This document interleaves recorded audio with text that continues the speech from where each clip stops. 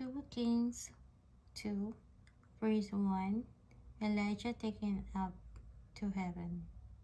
When the Lord was about to take Elijah up to heaven in the whirlwind, Elijah and Elisha were on their way from Gilgal. Elijah said to Elisha, "Stay here, the Lord has sent me to Bethel." But Elisha said, "As surely as the Lord lives, and as you live, I will not leave you." So they went down to Bethel. The company of the prophets at Bethel came out to Elisha and asked, "Do you know that the Lord is going to take your master from you today?" "Yes, I know," Elisha replied, "so be quiet."